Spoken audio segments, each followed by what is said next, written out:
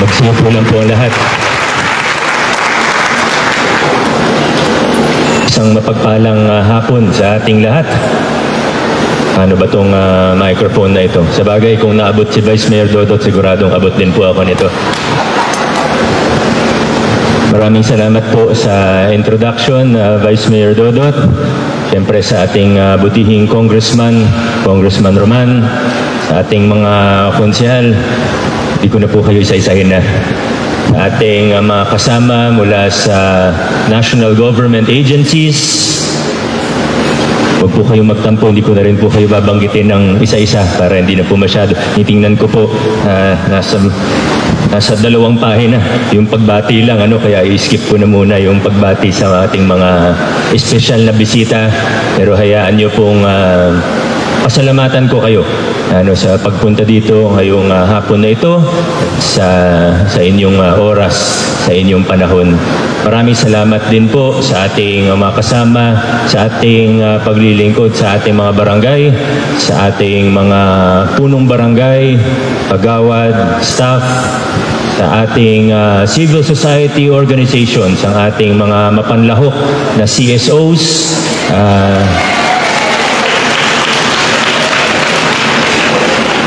iba't ibang representante mula sa pribadong sektor, sa mga kasamaan ko po sa lokal na pamahalaan natin sa Pasig.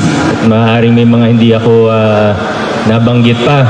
Magandang hapon sa ating lahat. Una, bago po tayo magsimula sa State of the City address mismo, gusto ko rin pong kunin ang pagkakataon na ito para pasalamatan ang ating mga kasama ko sa paglilingkod sa ating lokal na pamahalaan.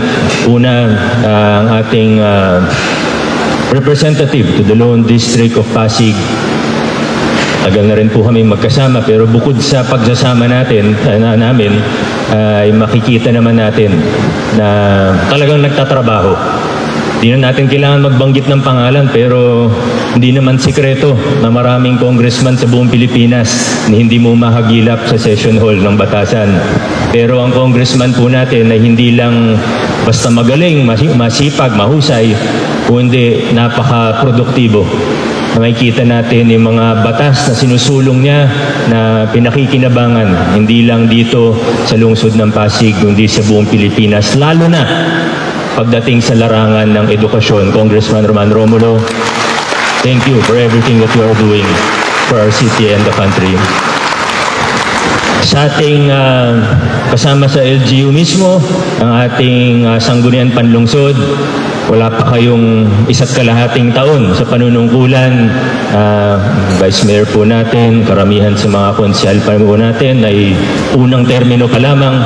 Pero nakita po natin sa unang taon nila sa kanilang paglilingkod, ang laki ng pagbabago, ang laki ng itinaas sa antas ng paglilingkod ng ating sanggunian panlungsod. At syempre, nangyari po yan sa pangunguna ng ating Vice Mayor Dodot Jaworski. Mula sa parliamentary procedure hanggang sa pakikipagtalastasan ng ating mga konsehal, pag committee meeting, pag session, nakikita natin na naging mas constructive, nakita natin naging mas smooth ang ugnayan ng executive at legislative sa ating LGU. Mga konsehal, maraming salamat po. Alam niyo, ilang taon na rin po, madalas po akong maibalan po ako ng konti bago po wala po akong speech ngayong hapon na ito, wala po akong written na talumpati. Yung nandito po sa clear folder ko ay mga ibang notes lang at listahan ng mga project natin, listahan ng mga napagtagumpayan natin itong nakaraang taon. Hindi pa nga last 4 years, last year lang po ito. 2022 lang, halos lahat po nito. Huwag po kayong mag-alala. 278 pages lang naman po ito.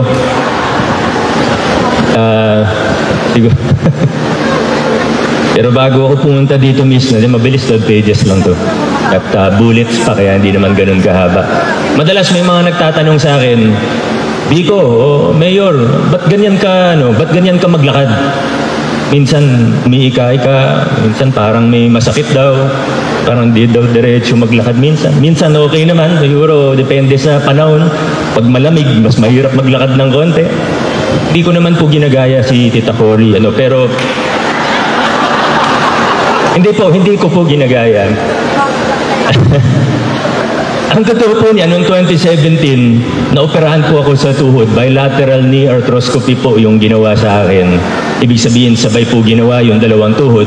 Ilang years na rin ako nagkakaproblema sa tuhod ng panahon na yon, gaya ng alam ni Dr. Castro. At nung operahan po ako, ang totoo po niyan, excited po ako. Kasi siyempre nasa isip ko, pag naoperahan na ako, dire-diretso na to. Makakapag-basketball na ako ng maayos, makakatakbo na ako ng mabilis, makakatalon na ako ng mataas ulit, gaya ng dati. Inoperahan po ako, naging successful naman po ang aking operasyon. Mamaya magkikita nga kami ng doktor ko na si Dr. Gario Femio. Pero ang siguro hindi ko na-realize noong una ay yung operasyon, drastic yun. Mabilisan yun.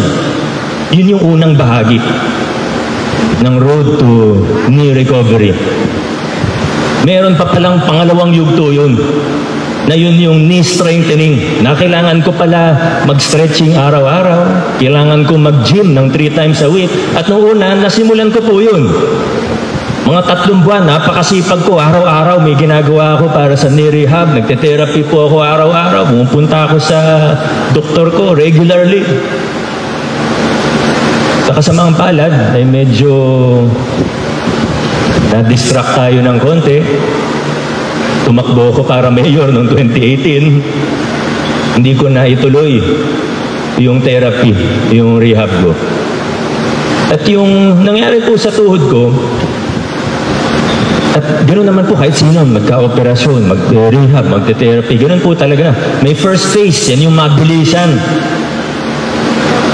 Yung exciting part. Pero meron palang pangalawang yugto na ito na po yung strengthening. Hindi siya kasing sexy na part. Hindi siya kasing exciting na part. Yung pag-ayos ng mga bagay-bagay. Yung araw-araw, kailangan magpursige. Hindi na yung malalaki yung pinag-uusapan, hindi na yung biglaan. Everyday kailangan mag-improve. Everyday kailangan may gawin tayo. Wala pong pinagkaiba sa pagpapakilala ng tunay at malalimang pagbabago sa isang lokal na pamahalaan. Yung first phase, lahat excited, lahat masaya. Yung first phase, yan po yung operasyon. Ang bilisan natin na ipakilala. At nagtagumpay po tayo.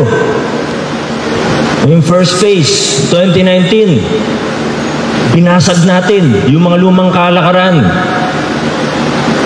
Yung SOP na 20-30%, hindi ko alam kung ilan percent ng mga kontrata ng lokal na pamahalaan. Tinanggal natin yun. Ang laki ng natipid natin agad-agad ng dating napupunta sa korupsyon. Yung sistema ng pagbibigay natin ng serbisyo. Pinasag natin yung lumang estilo, lumang pamumulitika na tradisyonal na pagkakampi, ganyan, pagkakalaban, matakot ka dapat, hindi ka makakatanggap. We succeeded. Ngayon po, nandito naman tayo sa ikalawang yugto ng pagbabago sa lungsod ng Pasig. Yung mga headline, tapos na po tayo doon.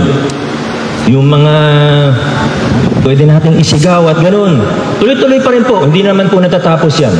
Yung korupsyon, kultura po yan. Hindi yan kayang baguhin sa isang lungsod lang o sa loob ng 3 taon lang. Hindi po. Habang buhay na laban po ito.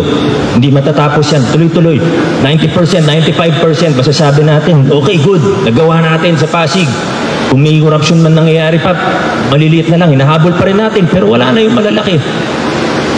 Pinasag natin yung mga malasindikatong grupo. Totoo naman po yan. Yung mga nakakaalam po, yung mga pamilyar sa lumang alam niyo po yan, alam niyo pong totoo yan. Pero ngayon, nandito na po tayo. We are once again at a crossroads for the local government and the city of Pasig. Ngayon, ang tanong, ano pong gagawin natin? Will we remain in the right path? Will we remain moving forward? Ito na po yung nitty-gritty part. Ito na po yung institutionalization of reforms in our local government. At masaya rin naman po akong iulat sa inyo na bagamat mahirap, bagamat araw-araw may bagong pagsubok, linggo-linggo may bagong problema, ay nagtatagumpay din po tayo sa pangalawang yugto ng pagbabago sa lungsod ng Pasig. At hindi lang po tayo nagtatagumpay, araw-araw nagkakaroon tayo ng karagdagang momentum. Yung pinagsisikapan natin, pinaghihirapan natin, nakikita natin, unti-unti at pabilis ng pabilis, we are seeing the fruits of our labor.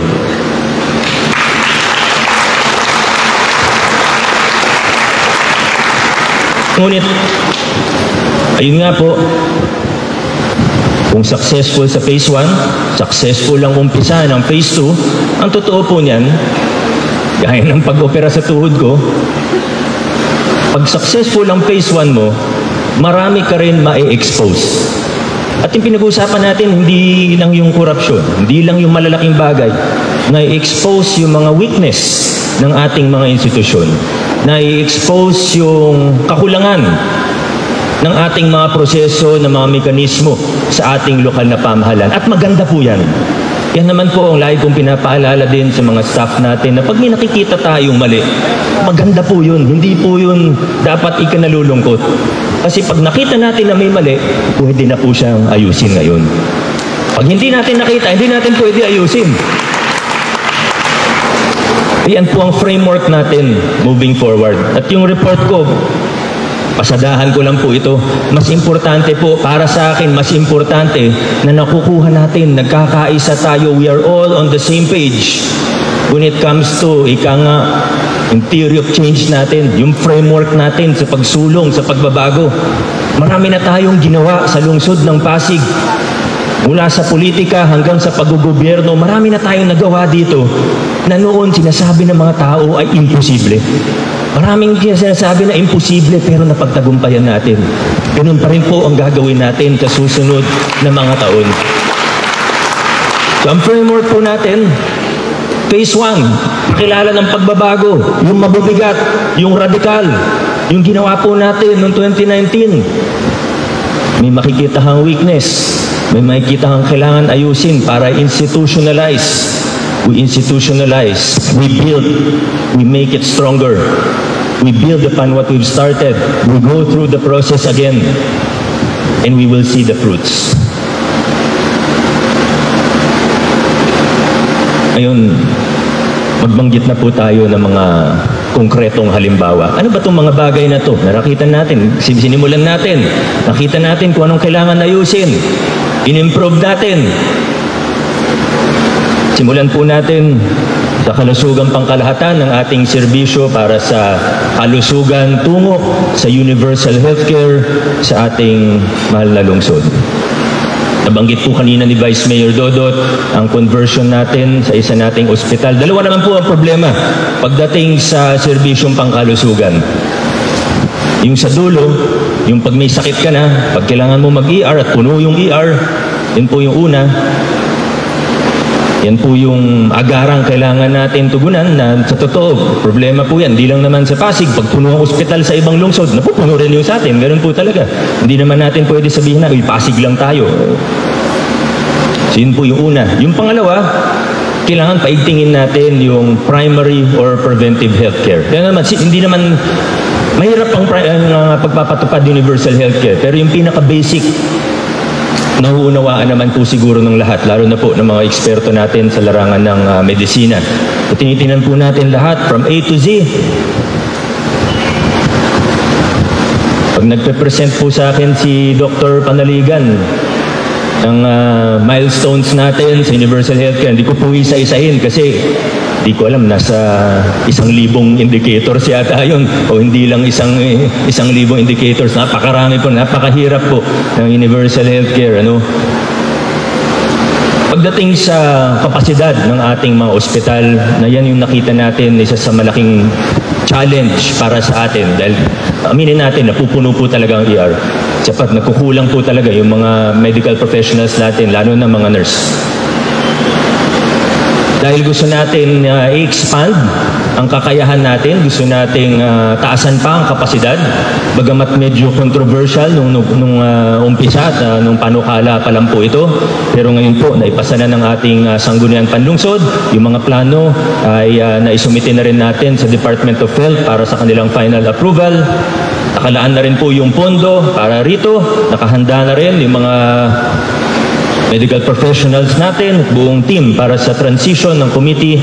Ang ating Children's Hospital na sa kasalukuyan ay isang specialty hospital ay kino-convert po natin ngayon para maging isang level 2 general hospital na sigurado pong papakinabangan ng maraming tao, lalo na yung nasa side naman po ito dahil yung PCGH ay nasa kabilang side, nasa District 2. Expansion of services for the emergency department, adult emergency care, yung OPD, sa internal medicine, adult surgery, obstetrics,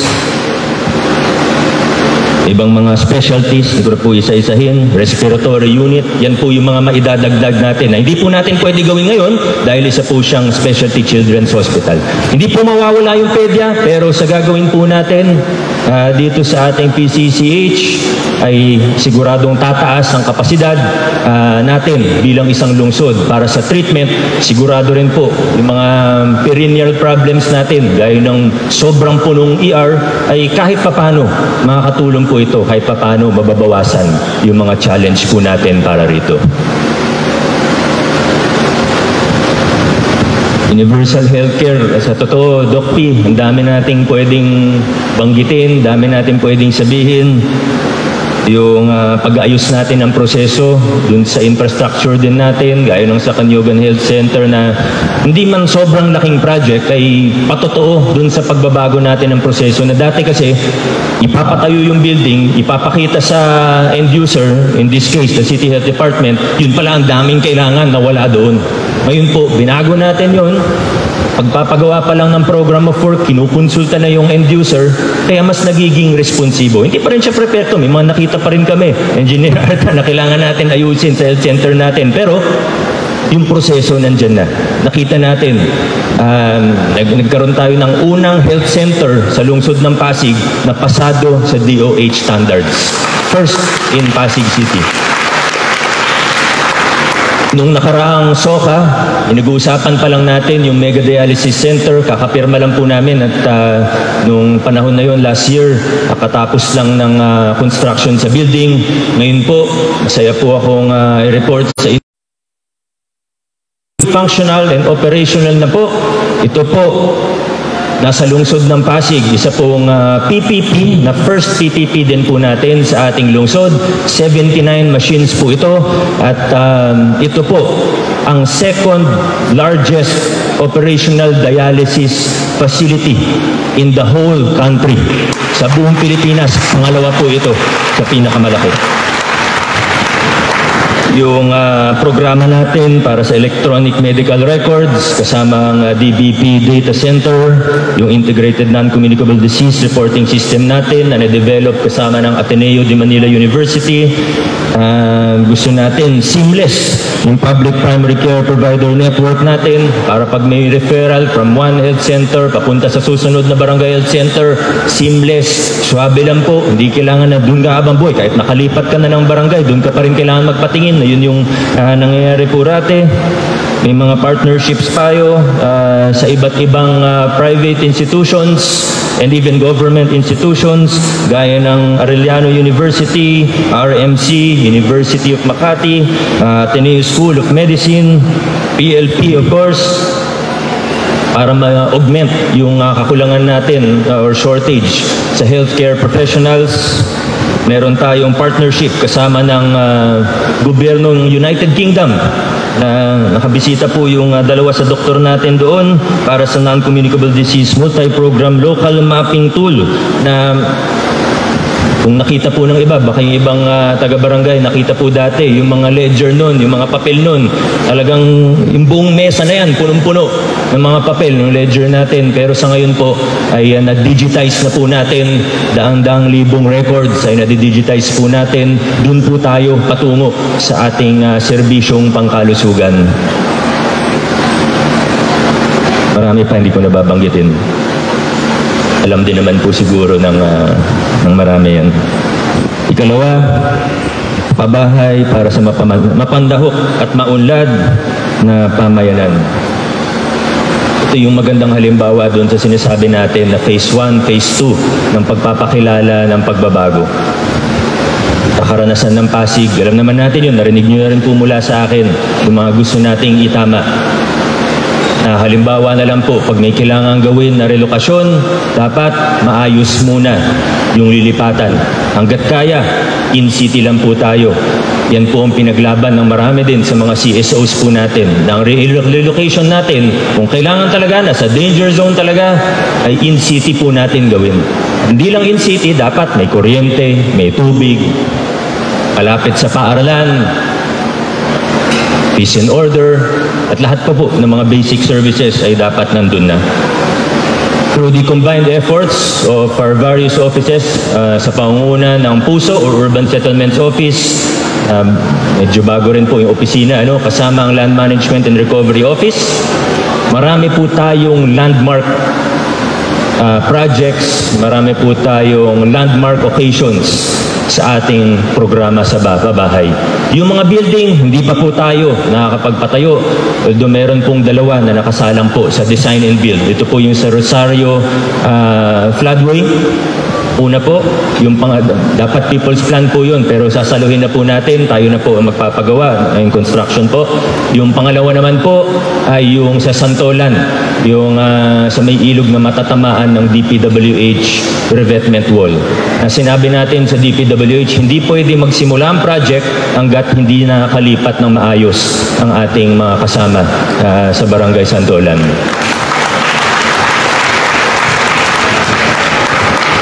Never again will we have violent demolition and relocation in the city of Pasig.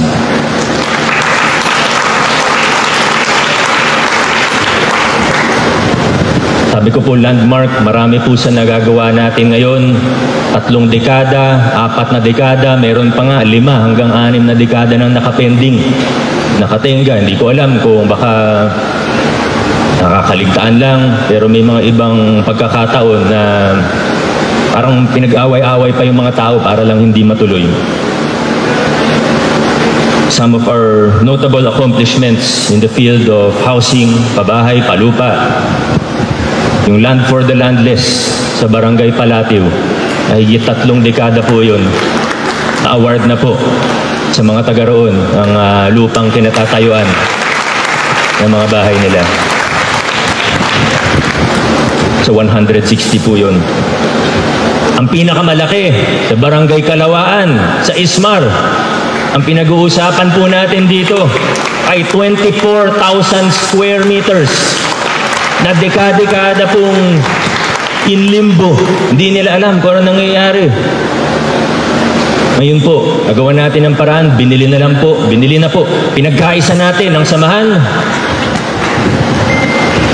At nabili na po ng lokal na pamahalaan at tuloy-tuloy po tayong nakikipag-ugnayan sa HOA. Pero yung mahirap na part, kumbaga, kapagtagumpayan na po natin. Ang tagal po ng negotiations, nagawa po natin. Tayo na po ang absolute owner nun. Nabanggit ko yung sa Santolan property, 4,750 square meters din po yun na nabili ng ating lokal na pamahalaan o 1 taon.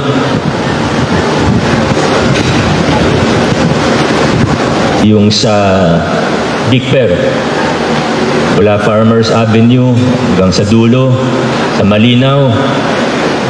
Ang lapit-lapit lang po sa City Hall, pero sa matagal na panahon, ganun po. Ngayon po, binibili na natin isa-isa yung mga lote doon. Meron na po tayong 2,687 square meters ay nakapangalan na po sa ating lokal na pamahalaan. Yung bakanting lote sa tabi, binibili rin po natin yon under negotiations para ang gagawin po natin doon ay hindi kailangan, kumbaga yung staging area nandun lang sa tabi. May bakante. Hindi nga staging area, yun na, lilipat lang sila doon lang sa tabi. So hindi lang in-city relocation ang ginagawa po natin sa ngayon. Kung hindi, in-barangay relocation ang ating ginagawa dito sa ating LGU. Again, yung mahirap na part, tapos na. Wala nang hadlang. Sa Napindan, meron din tayong nakuhang 6,000 square meters. Iba po ito dun sa Molave property na mas malaki kasi yun po ay para sa mga bagong paaralan sa Nagpayong. Pero yung 6,000 po, ito po yung gagawin natin staging area po ng Puso para pag may kailangan talagang i-demolish, may kailangan, at habang inaantay yung pabahay po na sa kanila talaga, meron tayong paglilipatan, meron silang staging area. Talagang pinag-iisipan natin, ayaw na po natin sa tradisyonal na proyekto pabahay. Ayaw na po natin na magpapatayo yung lungsod natin, tapos yung mga awardan ay puro mga, alam nyo na yun.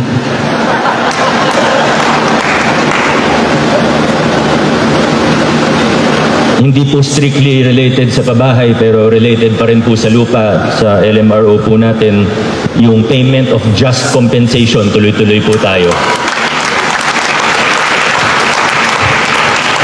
Bakit meron ba kayo for just compensation? Wala naman, okay. Ito po yung mga lupa na matagal nang kinuha ng ating pamahalaan pero hindi po binayaran. Alam niyo naman po, sa ating batas, mayroong power of eminent domain. Pwede naman talaga kumuha ang pamahalaan ng lupa. Pero kailangan bayaran ito dun sa nararapat na value niya. Napaggalaman po nakita po natin, natuklasan namin, siguro 2020, 2021, nakita po namin nung pinag-aaralan din natin yung City Hall, di po ba? Marami kami nakita na kahit kung saan nakatayo yung City Hall mismo, yung Champ.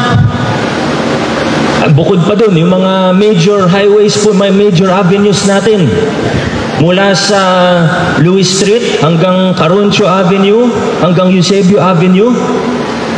Puro tinayuan ng kalsada, hindi po binayaran. Pinabayaran po natin sila ngayon. Naka 22 properties na po tayo at marami pa pong ongoing. Gusto lang natin gawin na yung tama, itama po natin. Hustisya rin po ang pinag-uusapan natin dito. Larangan ng edukasyon, dekalidad na edukasyon na mamamayan tungo sa maunlad na bayan. Siguro ito po yung isa sa mga hindi na kailangan isa-isahin dahil kabisado naman at narinig ko kanina si Councilor Cory ay nagkwento na rin po ng konti. Congratulations sa ating sanggunian. Salamat po na ipasa niyo po yung para sa Teachers Day natin. Siguro after election ban na lang natin i-release para hindi naman po tayo pagka-problema. No? Doon lang naman yun. Continuous po, may ibang ginagawa natin, yung pati yung Malusog na Batang Pasigueño na isa sa key flagship programs po natin, yung improvement of educational facilities, public schools, 44 public schools po tayo sa ating K-12 at mahigit kalahati. Nagsimula po this year ang construction, renovations, and improvements at yung iba hanggang sa katapusan, hanggang first quarter next year ay gagawin po natin. Susunod naman po yung electrical upgrading dahil marami po hindi na talaga kinakaya. Nag-expand yung electrical, hindi po na-upgrade. I-skip ko na po yung iba pero ang isang gusto ko lang po talagang banggitin dahil ito po yung patotoo rin sa mas malakas na partnership ng executive and legislative natin. Ito po ay brainchild, ika nga ng ating masipag na Vice Mayor. Yung nabanggit po kanina, dito po yung Arellano at PCC. Nabanggit po kanina yung partnership natin with private tertiary institutions para yung hindi kayang saluhin ng PLP this year, kung hindi po ako nagkakamali, sa mga 600 po yun. No? So syempre, napupuno ang isang paaralan. Syempre, gusto ng lahat sa PLP mag-aral kasi libre. Hindi lang libre, may allowance pa. Hindi lang libre at may allowance, may gadget pa silang ginagagamit. Hindi lang, pati yung mga ibang bagay talagang binubuhos natin ang investment natin sa ating pamantasan. Pero ang totoo naman po niyan ay hindi rin kaya ng PLP absorb lahat ng freshmen natin taon-taon. So nakipag-partner tayo sa Arellano at PCC para yung mga hindi kayang i-absorb ng ating PLP ay pwede pong mag-enroll sa PCC, sa Arellano ng libre, sagot ng LGU sa mga magitan ng Pag-asa Scholarship.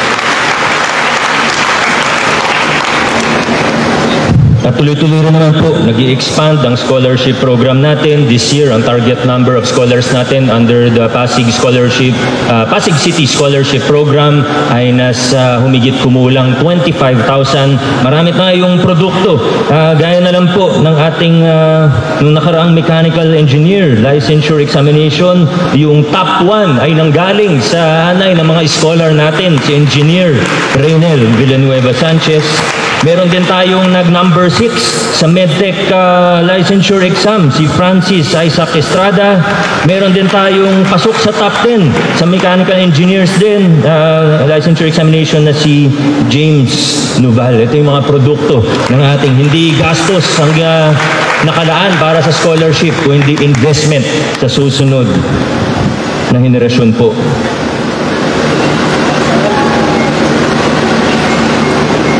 Para naman po sa ating mga guro, alam niyo na po yun, pero higit pa dun sa incentive para sa Teachers Day, ay siyempre meron din po tayo mga locally funded galing sa Special Education Fund, pang-augment ng ating mga paaralan. Nasa 174 yung teachers na sinasahuran po ng lokal na pamahalaan, tulong sa Department of Education.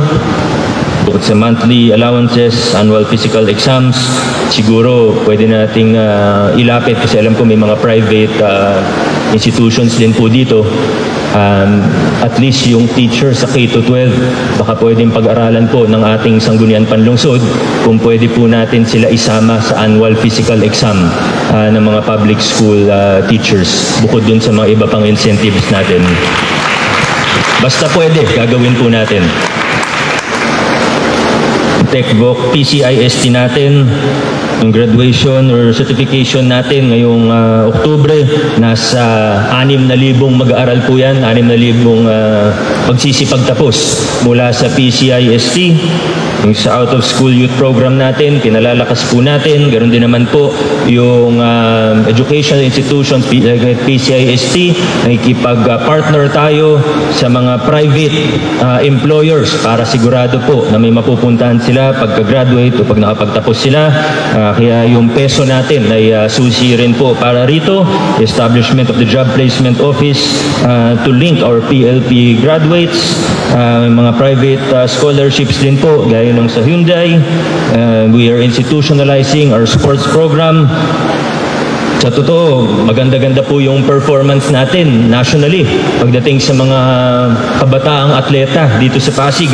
Nung Batang Pinoy 2022, ang Pasig po ang second overall best performing sa buong Pilipinas. Yung sa NCR naman, para sa elementary, nag-second din po tayo. Yung sa high school, iba yung nag-number 1, pero tayo rin po yung second. Talagang puro second tayo, pero maganda yun. Second is not bad. May mga products na rin po tayo ng ating sports program, although we cannot take the credit kasi siyempre yung pamilya din nila yung unang sumusuporta sa kanila. Pero siyempre gusto natin ipagmalaki na taga-Pasig sila at bahagi sila ng programa natin, gaya po ng first female national master and the youngest national master in chess in the Philippines, si Nika Yuris Nicolas. Taga-Pasig po yan. We will continue to invest in sports inspired by the athletes that we have seen, yung mga nanalo. We will continue to improve our grassroots sports program dahil gusto po natin talagang palakasin po. Meron din tayo taga-SEA Games. Taga-Pasig na nanalo sa SEA Games. Nagkaroon pa ng Guinness World Record si Precious Kabuya. Ayan po, gold medalist po sa SEA Games. Ika-4, maagap na serbisyo. We improved the methods for distributing aid sa tulong din ng ating sanggunian. Pag may mga nasusunugan, sinama na natin. Nag-improve tayo pag nakita natin, gaya nung sa mga bed spacers or sharers, sinama na natin sila sa Ordinance number 33, series of 2022, para automatic na. Hindi na kailangan lumapit sa politiko para humingi ng tulong. Kundi, again, we're institutionalizing yung capacity building natin. Tuloy-tuloy po yan. Yung ICS training para sa mga kasama natin. Yung BLS na lahat, no? Sa basic life support natin, lahat ng empleyado, tinitraining natin. More than 10,000 po yan. Pagdating sa AEDs, tayo yung pinakamarami niyan. Yung automated external defibrillator, fire trucks, distribute na po natin sa barangay, extinguishers sa bawat eskinita.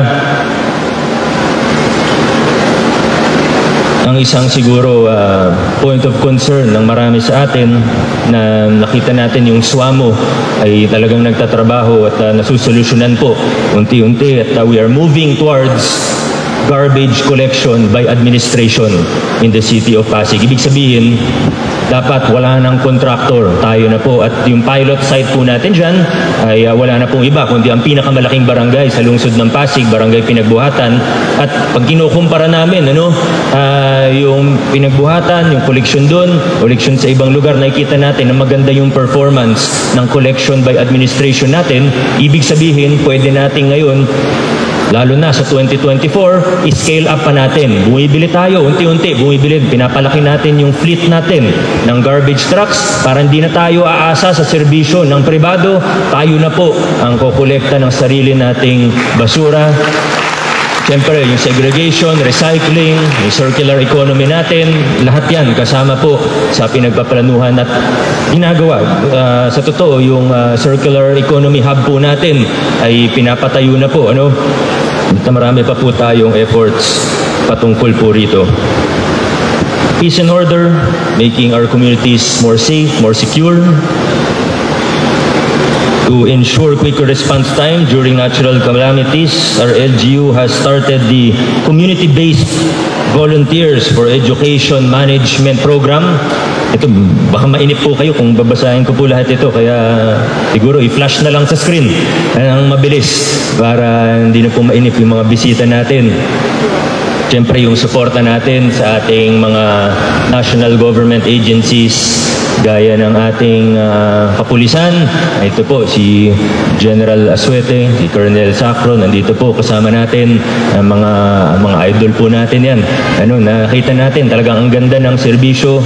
Kaya tayo sa LGU, nakasuporta tayo. Kung anong pangangailangan nila, ganun din po. Kaya Ma'am Elaine ng BFP.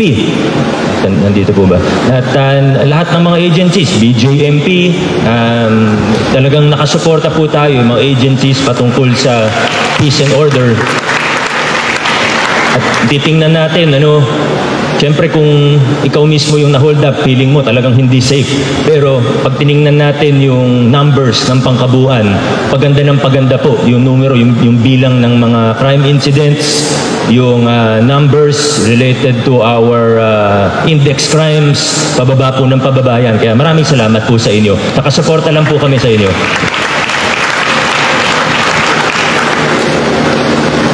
Programs for our post-COVID-19 or our economic recovery post-COVID-19.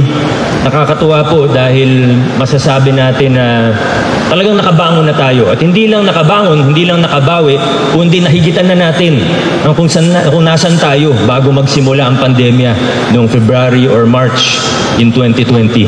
You only need to look at the numbers, number of businesses, number of retirements per year, revenue generated per year, per quarter. Pag tiningnan natin, pag kinumpara natin year on year, quarter on quarter, 2023, 2022, pandemic years, ay kita natin na paganda ng paganda ang lokal na ekonomiya sa lungsod ng Pasig.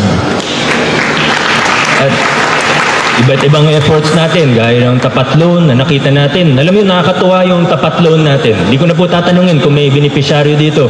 Pero nakakatuwa, alam mo, yung tapat loan natin, 2 years po yan bago magsimula ang pagbayad. Pero kahit wala pa yung 2 years, wala pang 2 years mula nung inilunsad po natin yung programa. Pero wala pang 2 years, nasa more than 10% na po ng mga umutang o mga nag-loan ay nakapagbayad na po. Wala pang hindi pa simula ng official payment period, nagbabayad na po sila. Ibig sabihin, epektibo yung programa. Dahil hindi lang ito pautang, may kasama rin tayo mga training, capacity building, financial literacy, na napaka-importante po. Yung mga sari-sari stores po natin, gusto natin tulungan ng mga maliliit na negosyante sa lungsod ng Pasig. Ang sari-sari store, may cut-off lang syempre. Kasi kung label niya, sari-sari store, pero 100 million pala yung negosyo, syempre di naman pwedeng kasama yun. Pero karamihan ng sari-sari stores ay pasok naman po dito sa threshold natin. Ang sari-sari store sa Pasig, wala na pong binabayaran na business, mga fees. Sa mga permits natin, libre na po yun para sa kanila. We continue to be more proactive, more responsive in our public employment service programs. We continue to improve, strengthen, institutionalize, depoliticize our programs. Gaya nung dati po, alam niyo naman po yung programa na Tupad. Ko alam po, nandito si Ma'am Jeline. Ang national po, may programa na Tupad. Ang lokal, meron din sarili nung Tupad. Binago na po natin siya. Nirename po natin siya. Ngayon po, ang pangalan niya ay Katuwang sa Agarang Hanap Buhay Program o Kaagapay. This month alone, we have 779 beneficiaries mula nung naumpisa ng programa o na-rebrand po siya. Nasa 2,663 beneficiaries na po tayo dito. At tinanggal natin yung politika rito. Ginagawa natin ngayon, first come, first serve. Hindi kailangan na may kakilala kang konsehal, hindi kailangan kadikit mo si ganyan o si ganto sa barangay. Kundi first come, first serve po tayo. Tinatanggal natin ang politika sa lahat ng serbisyo ng ating pamahalaan. Yung SPES, VIP, yung co-ops natin. Noong kasagsagan ng pandemya, bumaba sa 79 ang co-op. Noong 2019, nasa 89. Pero ngayon po, 2023, nasa 116 na ang co-op natin na kaagapay natin ang co-op sa pag-unlad, at sa pagpapalago ng lokal na ekonomiya natin. Hindi lang po yan, minsan kasi naiisip natin pag co-op, loan ka agad. Hindi naman masama yun, pero lalo na kung talagang emergency loan, walang masama dyan. Pero na mababang interest pa pag co-op. Pero ang mga multi-purpose co-op, karamihan mga multi-purpose co-op, talagang nakakatulong even business generation, employment, jobs generation. Kasama po natin ang ating, may mga co-op na dito. Expansion of services for senior citizens and solo parents. Yung local senior pensions na lang po natin. Local senior pensioners po natin, more than 20,000 na po ang beneficiaryo at patuloy pa rin tayo nag-i-expand. Palalakihin pa natin to. Gaya po nung nakausap natin kaninang umaga, Kong Roman, na gustong sumama sa local senior pension kaso may SSS pa po siya. Sabi niya, kailangan daw niya ng tulong para sa pambili ng gamot. Sabi ko, sige po, patingin na lang po ng reseta kasi baka meron sa center ako. Sabi niya, hindi na ako nagpapadoktor. Sabi sa akin ng lola. Kasi nung huling nagpadoktor ako, sabi ng doktor sa akin, may sakit daw ako. Kaya ayaw ko nang bumalik sa kanya. Sabi sa akin, umuo na lang po tayo. Isa pang sabi niya, sabi daw ng doktor sa kanya, meron daw siyang high blood. True story po ito. Kanina umaga lang po nangyari ito. Sabi ng doktor, may high blood daw ako. Di na ako babalik doon kasi lalo akong nagka-high blood nung nalaman ko may high blood ako. Sabi niya. Kaya balik tayo sa preventive healthcare ni Dr. Panaligan at primary healthcare. Pati sa mga alaga natin, animal welfare, at sa slaughterhouse po natin, Yung microchipping, rehab of slaughterhouse, tuloy-tuloy po ito. Mukhang magiging DTP ready tayo for meat inspection services. This week po yata o next week ang inspection po niyan. At isa sa yung next naman po, ikalima, tapat at masinop na pamamahala. Hindi pa naman po siguro kayong nagsawa na banggitin ko ang ating HR department dahil malaking bagay talaga sa ginagawa natin ng Human Resources Reform o HR reform sa lungsod ng Pasig. Kasi kaming mga politiko, 3 years ang term, pwedeng ma-re-elect ang 2 beses para 3 terms times 3 years, 9 years. Pero di naman natin masasabi anong mangyayari sa hinaharap. Ang importante, pinalalakas natin ang lokal na pamahalaan, ang birokrasya natin, at nilalayo natin sila sa politika. Yan po ang isa sa mission natin at yan ang ginawa natin sa reforma. Noong 2019, meron tayo, nung pumasok po ako, nasa 5,200 ang casual employees sa lungsod ng Pasig. Samantalang 955 lang ang regular na empleyado, permanent. Sa ngayon po, 2,845 na lang po ang casual. Hindi po dahil maraming nawalan ng trabaho, kundi dahil nag-permanent, nag-regularize po tayo. We now have 4,260 permanent or regular employees from 955 in only 4 years. For the first time in history, mas maraming permanent na empleyado kaysa casual. Lahat ng 5 years, cut off December 31, permanent na po ngayon.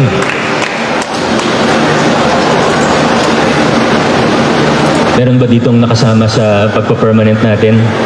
Sa likod, may iba. Congratulations po sa inyo.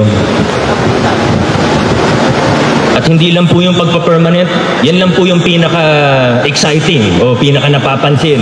Pero ang totoo po niyan, isang bahagi lang yan sa ginagawa natin sa reforma sa HR.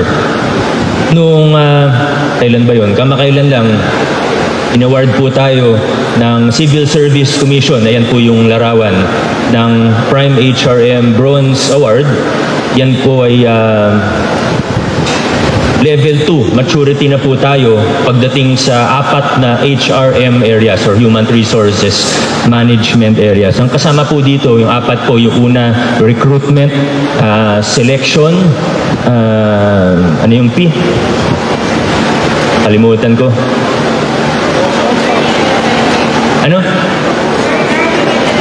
Hindi, yung P sa RSP, recruitment and selection, placement, yung P. Andyan po yung learning and development, andyan yung rewards and recognition, yung ika-4, pag-quiz to galing kay Ma'am Evie, yung management yun eh. Performance management, tama? Okay, pasado ako.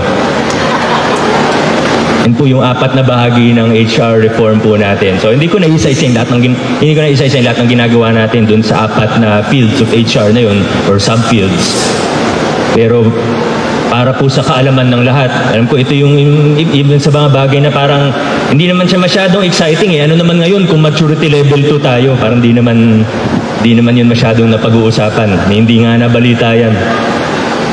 Pero para sa kaalaman ng lahat, ito pong CSC standards na ito para sa Prime HRM, di po siya ganun kadaling magawa.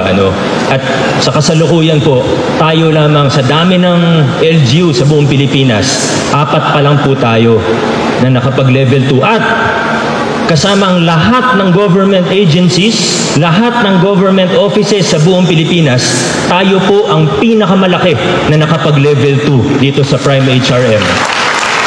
We are professionalizing, shifting towards a merit-based bureaucracy na walang politika, hindi na palakasan, hindi mo kailangan ng padrino. At bukod doon, ay mataas ang antas ng pagsiservisyo.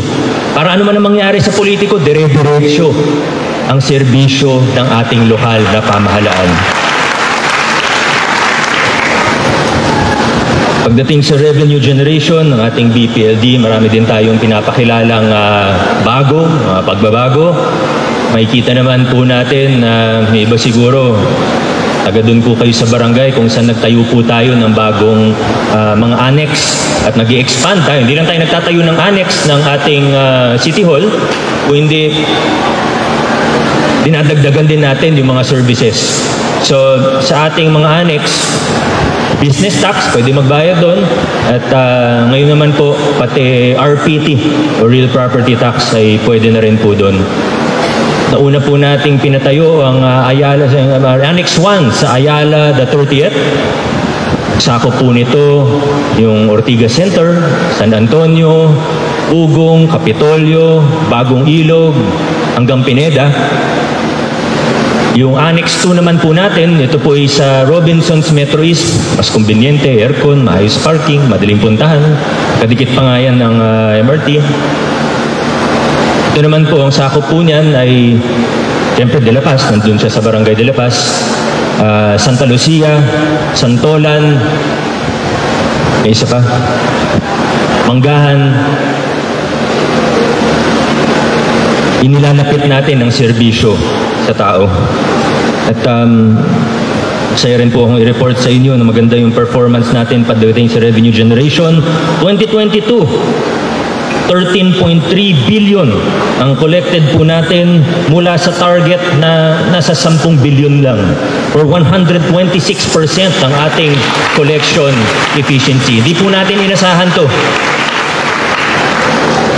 Congratulations sa mga income generating offices po natin, lalo na sa BPLD. At sa lahat ng efforts natin para sa streamlining, yung form na dati napakaraming form, dami mong kailangan lapitan, ginawa nating isang form na lang. Lahat ng mga efforts natin para sa ating mga negosyante, na yun naman talaga yung bulto ng income ng Pasig City ay galing sa business taxes, kaya kailangan alagaan natin ang mga nagnenegosyo sa Pasig. Kung ano yung nagagawa natin sa ibang larangan, dahil po yan sa mga nagnenegosyo at nagbabayad ng buwis sa lungsod ng Pasig. At dahil po sa efforts natin, inilala po tayo ng Philippine Chamber of Commerce or PCCI na most business friendly nung nakaraang taon. Yung category po niyan ay para sa highly urbanized cities. So basically lahat. Yung klima, nilunsad po natin, nagdi-digitize tayo ng mga records natin. Muli po, ito na yung mga bagay na hindi masyado exciting pag narinig natin. Hindi kayo mapapacheer pag narinig natin na binubuo natin yung database. Pinag-uusap-usap natin ng database, ang datos ng iba't ibang opisina. We are breaking the silos of the different offices and departments of the local government. Yung mga manual records natin, ilang daang libo po yan. Sa assessor's office pa lang ay ini-encode natin, dinidigitize natin para pwede rin siya ma-access ng ibang departamento na mas magiging maayos at madali ang pagpaplano ng ating mga opisina. Yan po yung klima na inilunsad din po natin nung nakaraang buwan. Digitization, relocation of city records and documentations continue, stronger monitoring, evaluation. Meron akong hinahanap na kalimutan yata natin. Pang-anim, at konti na lang po ito, bayanihan sa pamamahala. Nasaan po ulit ang mga CSOs natin? Gising pa po ba kayo? Mga CSOs, mga kasama, hindi ko po kayo marinig. Lakasan nyo naman po ng konti.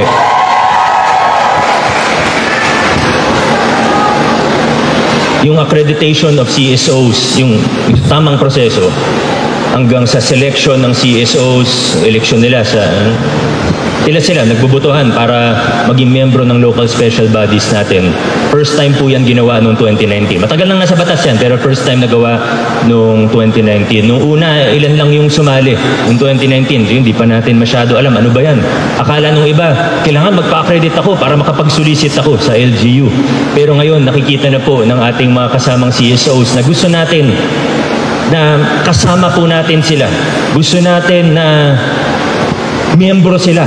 Hindi lang miyembro ng local special bodies, kundi kasama sila sa pagpaplano, kasama sila sa pag-implementa ng mga proyekto, pinakikinggan natin sila, sinasama natin sila sa ating paggugobyerno. Binubuksan natin ang mga pintuan ng ating pamahalaan para sa ordinaryong mamamayan sa pamamagitan ng ating civil society organizations.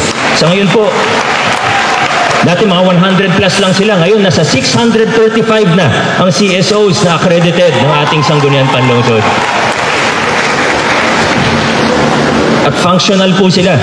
Nung nakaraang yung pinasa pong resolusyon kanina, bago po maisumite yan sa Sanggunian, sa kanila muna yan dumadaan. Bawat piso ng budget natin, sa kanila muna dumadaan bago sa Sanggunian natin. Kaya napakalaki po ng role nila. Banggitin ko lang din po, kuhin ko na yung pagkakataon. Okay lang naman siguro kay Coach Paul, banggitin ko po. Meron tayong isang best practice na first din po ito sa Pilipinas na isang pamahalaan ay meron pong academy ng mga CSOs. Ayaw natin kasi na basta binuksan natin ng pintuan, bahala na, kailangan, bago to sa atin lahat Pati naman sa mga department heads, bago po ito.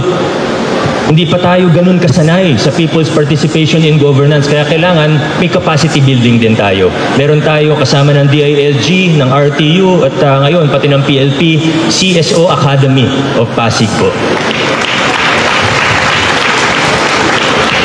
Institutionalization of ugnayan sa Pasig, tuloy-tuloy na Oplan Kayusan, hindi lang po para dun sa mga request na gawin, pero para mapulsuhan ng taong bayan at makita ang pangailangan on the ground.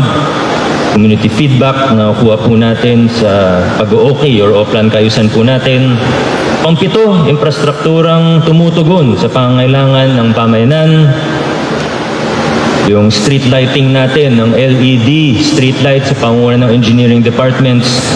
Nakapagpailaw po tayo ng 117.3 kilometers of roads with white LED lights na nakakatulong sa ating peace and order. Improvement of open spaces, parks, waterways, other critical areas, and po yung people's streets, environmentally critical, reclaim natin ang mga open space. Yung may bunga rainforest park, hindi lang po renaming ginawa natin dyan, kundi pinoprotektahan na po, hindi na pwede bawasan ang rainforest natin. Dati nasa 8 hectares po yan, ngayon nasa 6.2 hectares na lang po dahil nabawasan